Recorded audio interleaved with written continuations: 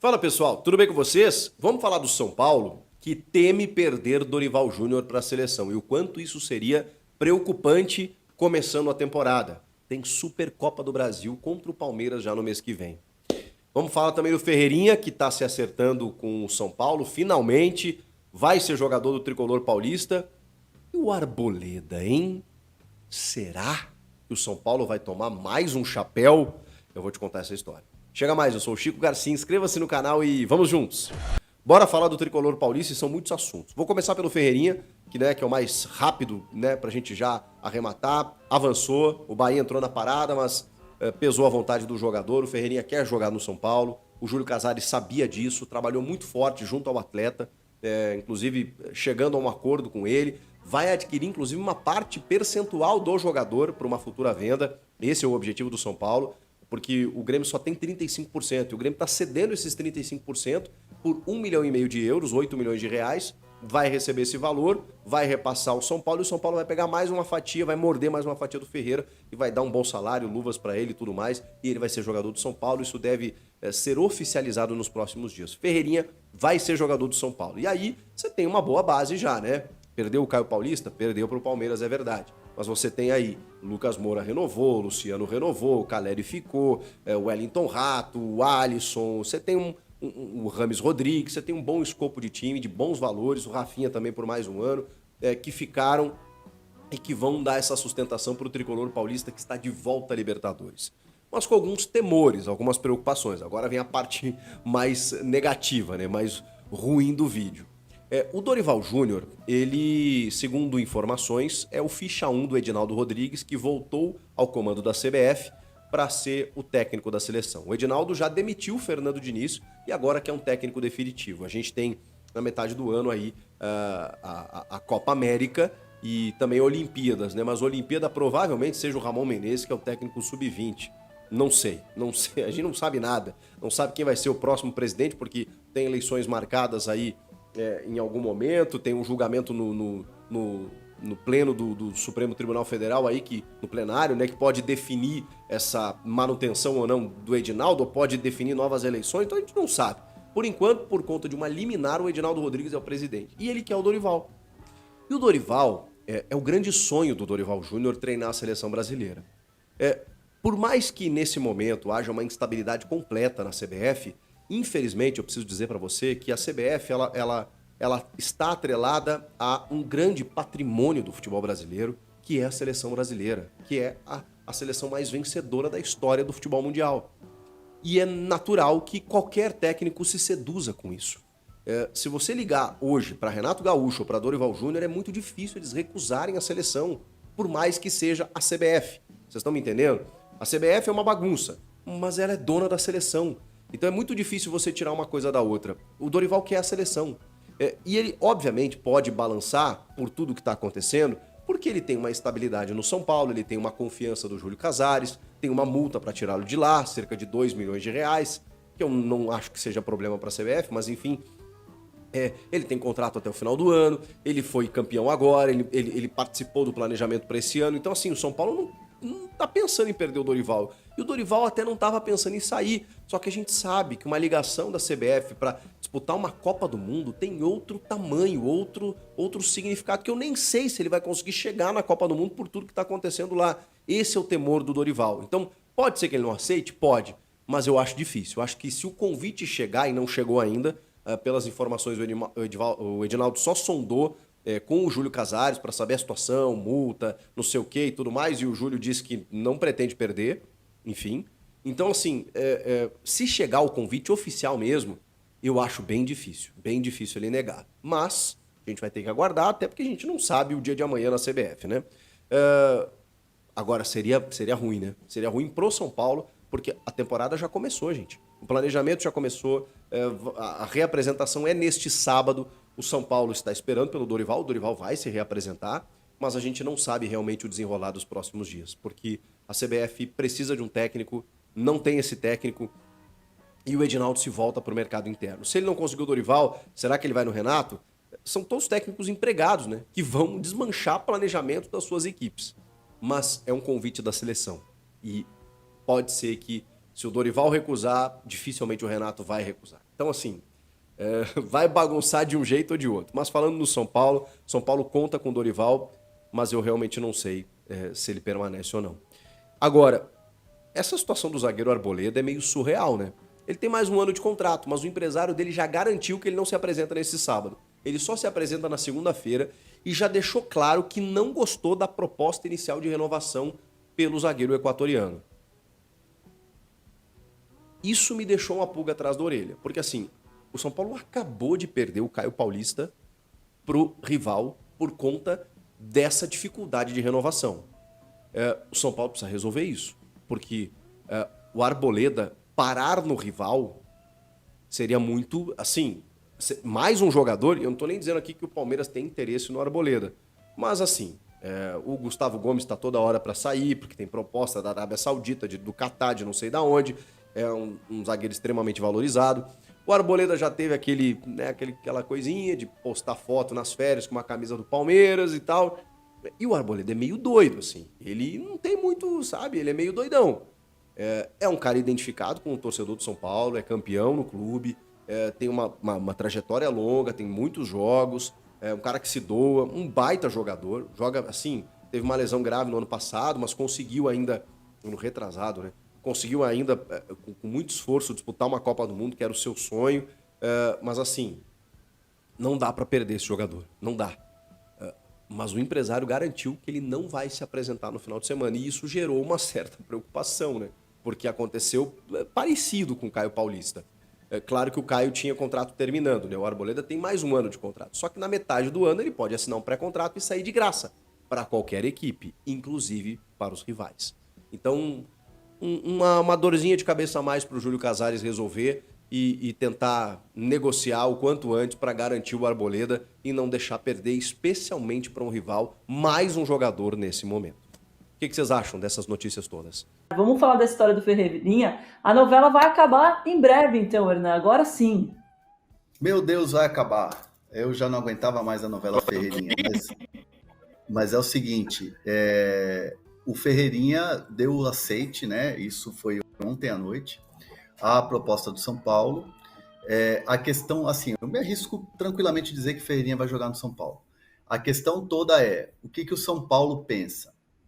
Ferreirinha ainda não é jogador de São Paulo na cabeça dos dirigentes do São Paulo. Por quê? Por causa de um cara que hoje foi anunciado pelos Palmeiras, que é o Caio Paulista. Teve o aceite, teve a sinalização positiva, agora são os trâmites. Quais são os trâmites? O contrato assinado pelo Grêmio, o contrato assinado pelo jogador e o jurídico do São Paulo colocando ali tudo no papel. Então, quando tiver isso assinado, aí sim o São Paulo vai entender que ele é jogador do clube. Por enquanto, não. Até isso acontecer, até ter uma garantia de assinatura, o São Paulo não vai considerar o Ferreirinha jogador do clube. Mas, pelo aceite, eu me arrisco aqui tranquilamente a dizer que o Ferreirinha vai jogar no São Paulo, sim.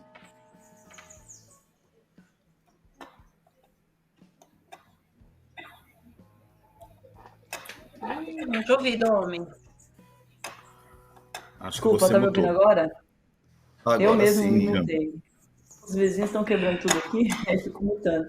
Alícia, muito bom para o São Paulo, hein, essa chegada do Ferreirinha.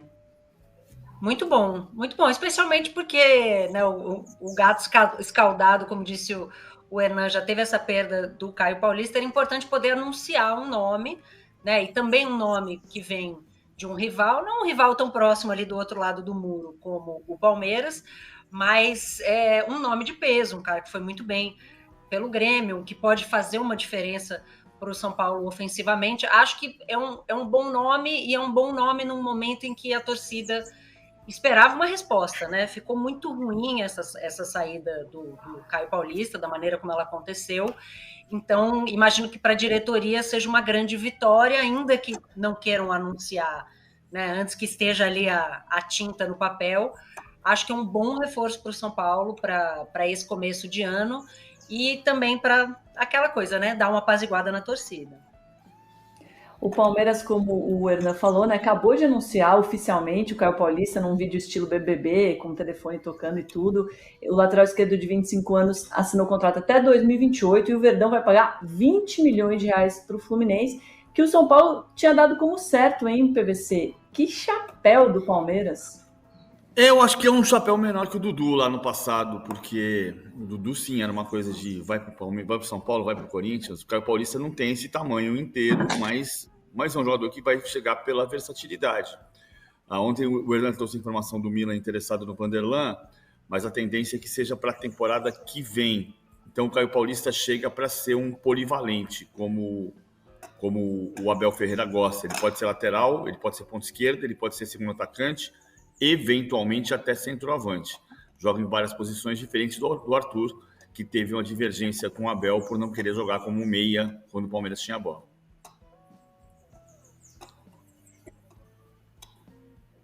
Agora você mutou de novo. Eita, gente, desculpa, tô devagar.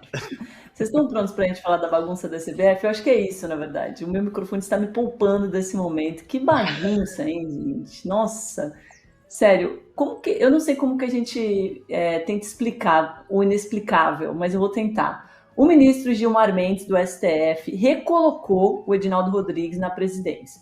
E aí o Edinaldo voltou falando que quer o Dorival como técnico e o Felipe Luiz como auxiliar ou até como diretor de futebol. Só que tem algumas questões aí. O Diniz tem contrato até julho e a decisão do Gilmar é provisória. Ainda vai ser analisada pelo plenário, que não tem nem data para acontecer, porque está todo mundo de férias. Por lá, os ministros só voltam em fevereiro. É uma bagunça, PVC. Em que mundo eles acham que levantar o nome do Dorival nesse momento, com o Dorival empregado, com outro técnico no lugar, é uma boa coisa? É profissional. Ele fez um balão de ensaio. O Hernan tem a mesma informação que eu, né, Hernan? Assim, ninguém falou com o Dorival, ninguém falou com o São Paulo. Então é um balão de ensaio. Ele jogou para saber se o nome vai ter boa repercussão, e o nome que não tem boa repercussão hoje é o Edinaldo Rodrigues. Basta dizer que no processo eleitoral que vinha acontecendo, para que a eleição acontecesse por volta do dia 20 de janeiro, o Edinaldo não conseguiu juntar nenhuma federação. Nem o Vitória. O Reinaldo Calheiros Bastos tinha esperança de contar com o voto do Vitória, que é o clube de origem do Edinaldo Rodrigues, e que não estava assinado com o Reinaldo Calheiros Bastos, mas estava negociando dos dois lados. Então, se o Edinaldo não tem condição política de comandar. Outra coisa, o Gilmar Mendes não tem condição legítima, porque o IDP, o Instituto de Desenvolvimento e Ensino, que ele mantém, e que hoje tem seu filho Francisco como sócio, é parceiro da CBF desde agosto, assinou um acordo de parceria com a CBF Academy, para que a CBF Academy amplie sua área de atuação a partir do IDP. Então, o Gilmar Mendes não tem nenhuma condição. Ele tinha que levantar o dedo e dizer: estou impedido de votar, de jogar.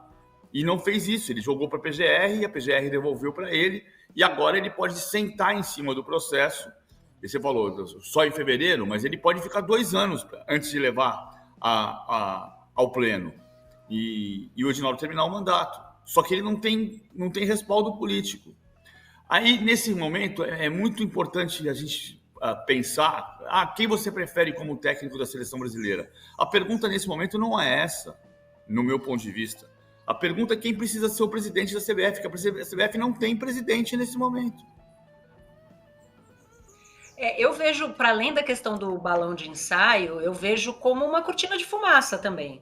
Né? É uma oportunidade num momento em que a notícia era e continua sendo e deveria ser a restituição, a volta do Edinaldo, ele cria um fato novo, né? De imediato, praticamente assim, nem deu tempo de sentar na cadeira, ligar o computador, ele já criou um fato novo que obviamente vai repercutir, né? Até porque é isso, a gente vai apurar, vai descobrir se houve de fato contato com o Dorival, com o São Paulo. Isso vira uma notícia de cara. Que é uma notícia bizarra, porque para além do fato... Mas não houve, Alicia, que... não houve. Vocês podem garantir, eu não estou dizendo também, não houve. Não houve o contato. Então, não houve contato com o Dorival, não houve contato com o São Paulo.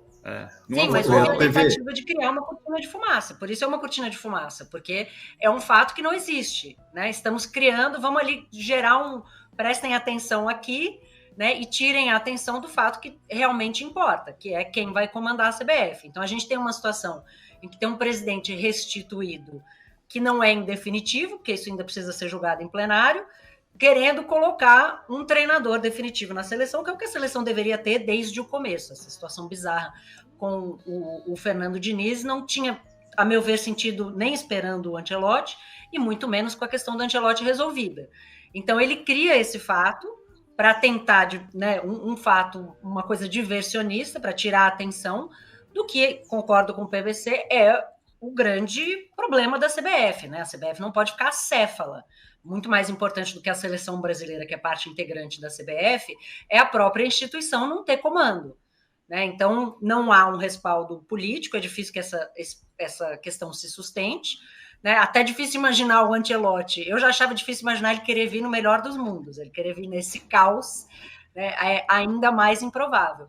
E agora uma situação em que ele lança esse fato, ele avisou o Diniz, porque é isso, o Diniz tem contrato, né, até junho, até as vésperas da Copa América.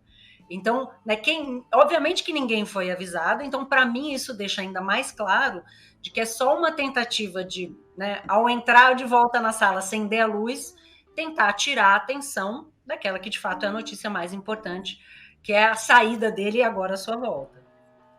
Agora, se o Gilmar Mendes não tivesse... Não só. É que não teve o contato com o Dorival, e isso até agora de manhã eu falei com uma pessoa do clube importante que me disse que não teve nenhum contato com o Dorival, não teve nenhuma proposta, mas ontem teve uma rápida ligação, um rápido contato do Edinaldo Rodrigues com o Júlio Casares. E nesse contato, o Júlio deixou bem claro que não gostaria de perder o treinador, que foi isso. Nada além disso, não foi reunião, não foi... foi assim, um contato porque, claro, a notícia virou uma pólvora, virou uma bomba, e o presidente Edinaldo liga para o Júlio Casares para falar do Dorival, e o Júlio deixa muito claro: presidente, respeito você e tal, mas não queremos perder o treinador. Não quer nem que tenha convite. Então foi esse rápido contato que aconteceu, mas como a Alicia deixou bem claro, que é o que me parece, uma grande cortina de fumaça, porque nem o Edinaldo sabe se vai continuar. Ô, Hernan, mas nesse caso, se o Edinaldo continuar, por exemplo, e imagina, e fizer ele não faria o convite por causa da relação com o treinador de São Paulo, ou ele faria o convite mesmo assim? Esse é o X da questão. A notícia foi noticiado que ele tem o desejo do Dorival. Essa notícia o São Paulo tem ciência, houve o contato, agora está nas mãos do Edinaldo. Ele que vai fazer o convite ou não para o Dorival, e o Dorival tem todo o direito de aceitar ou não. Outro detalhe importante para o torcedor do São Paulo que está pensando, já era, o Dorival vai embora e tudo mais. Ontem à noite teve uma reunião dos dirigentes do São Paulo, né, da cúpula São Paulina, com o Dorival, falando sobre planejamento de 2024. Provavelmente ali o Dorival ficou sabendo do aceite do Ferreirinha, da chegada dos jogadores, da possibilidade de um 9, da possibilidade de um lateral esquerdo, e o São Paulo que vai se reapresentar no sábado. Né? Amanhã está todo mundo lá no CT fazendo exames e já começando a temporada de 2024. Então essa reunião foi para afinar 2024. Então, enquanto não acontecer o convite oficial da CBF, nada vai mudar no São Paulo. O Júlio deixou bem claro, expressou o desejo dele. Não queremos perder o treinador para a seleção brasileira. Esse é o status. Tem um detalhe, Domi, que é o seguinte. O Gilmar Mendes pode sentar no processo 2 anos e não mandar para o pleno. Ok. Mas, se ele restitui por medida liminar o estatuto da CBF anterior, dando validade para o termo de ajustamento de conduta que o Ministério Público fez, o Tribunal de Justiça do Rio de Janeiro disse que não tinha validade, se ele restitui, então 2/3 do colégio eleitoral podem se sentar e destituir o Edinaldo. Se o Edinaldo não tem nenhuma federação, né, 2 semanas atrás, no gabinete do presidente da Câmara, Arthur Lira, costurou-se uma candidatura em que o Edinaldo disse que seria vice do Gustavo Feijó. O Flávio Sveiter saiu da sala e voltou, e a candidatura é do Flávio Sveiter, que se lançou candidato. E o Gustavo Feijó é o provável vice nessa candidatura. E essa candidatura do Flávio Sveiter tem 19 federações. A candidatura do Reinaldo Cândido Bastos tem 8 federações. Significa que o Edinaldo não tem nenhuma federação. Se 2/3 das federações se sentarem e estiverem de acordo, votam a destituição do Edinaldo pela medida liminar que o Gilmar Mendes colocou em vigor. Então, o ponto é que o Edinaldo não tem legitimidade para dizer se o técnico vai ser fulano ou cicrano, sem contar que é uma profunda falta de ética deixar vazar uma informação de propósito, criar um factoide dizendo que vai contratar o Dorival Júnior, sendo que ele tem um contrato que ele assinou com outro treinador, que é o Fernando Diniz. Então, ele está desrespeitando o Dorival Júnior, o São Paulo, o Fluminense, o Fernando Diniz e está desrespeitando, acima de tudo, o futebol brasileiro. Eu vejo da mesma maneira, PVC, e em relação ao que o Hernan comentou, que essa falta de legitimidade de um presidente que não é definitivo querer definir um treinador definitivo. Ele teve essa oportunidade quando ele ainda estava no cargo, antes dessa ação ser ressuscitada e ele ser defenestrado, e a situação ela é tão bizarra que eu recebi uma mensagem ontem de uma pessoa muito envolvida no universo, especialmente dos clubes, querendo colocar o seu apoio público ao Sveiter. E eu demorei um pouco para responder, estava naquele momento, né? Mãe trabalhando, férias escolares. Quando eu consegui responder a mensagem, ele me disse, olha, nesse período entre eu te mandar a mensagem e você me responder, já mudou tudo, não sabemos se vai ter eleição, então eu colocar o meu apoio público sem a gente saber se vai ter eleição não faz nenhum sentido. Então, é uma situação tão frágil. E aí, nesse momento, a questão da falta de ética, ela me parece muito importante da gente notar, porque, além do fato ser diversionista e tal, ele mexe com as pessoas. Mexe com o Fernando Diniz, mexe com o Fluminense, mexe com o São Paulo e mexe com o Dorival, né? O sonho de qualquer treinador é assumir a seleção brasileira. Então, você virar um peão nessa história, nesse tabuleiro, mexendo com uma coisa tão importante, mexe com toda a torcida do São Paulo. Toda a torcida do São Paulo foi dormir preocupada. Será que a gente vai perder o Dorival? E aí a torcida do Palmeiras tranquila, falando, ai, que bom, vamos deixar o Abel em paz. E tudo isso num movimento que não se sustenta em fatos, né? Ele é um movimento claramente estratégico de tentar tirar a atenção do fato que é esse, como o PVC colocou, de que ele não tem sustentação política para sobreviver à Assembleia. Dificilmente. Só um detalhe, e a gente quase nessa confusão toda...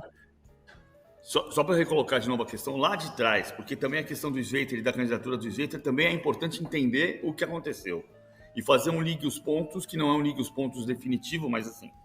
O Tribunal de Justiça do Rio de Janeiro decidiu, 2 anos atrás, que o Ministério Público tinha legitimidade, com base num artigo da Lei Pelé, para fazer um termo de ajustamento de conduta e colocar Edinaldo Rodrigues na presidência da CBF. Imediatamente depois disso, em março do ano passado, o Flávio Sveiter tornou-se diretor de novos negócios da CBF. E, ao mesmo tempo, proprietário da empresa Codajás, que era intermediária do contrato da Mubadala com a Libra. Aqui também tinha um conflito de interesses. 9 meses depois, por uma desavença, o Flávio Sveiter pediu demissão e saiu da CBF. Pouco depois, o Tribunal de Justiça do Rio de Janeiro decidiu que o Ministério Público não tinha legitimidade para fazer o TAC, que ele próprio tinha dado condição, com base no artigo da Lei Pelé, que agora é um artigo que não existe mais, então não tem legitimidade. Então, tem um jogo de conflito de interesses de tribunais que vai bater também na questão do STF, porque o Gilmar Mendes não podia se considerar apto a julgar esse caso, porque agora, PVC, o IDC é sócio da CBF. Mas se o Gilmar não tivesse dado essa canetada, a gente corria um risco muito grande de ficar fora dos Jogos Olímpicos, porque a inscrição para o torneio pré-olímpico, que é o que vai classificar a seleção, hoje é o último dia, e se não tivesse essa canetada, a gente não teria um presidente, por isso a FIFA não ia aceitar as inscrições. Mas Então, tinha no um final, essa presidente de bagunça acordo. toda... Não, Domi, mas tinha um presidente de acordo com uma medida judicial. É que a FIFA diz que não pode ser o presidente, porque a FIFA entende que a medida judicial se contrapõe ao Estatuto da FIFA. Mas o Estatuto da FIFA não pode se sobrepor à Constituição do Brasil. Mas eles adoram fazer até isso, ontem, né? Sim, Eles eu acho até que adoram tem fazer razão, isso. Na Alicia. Copa do Mundo, eles...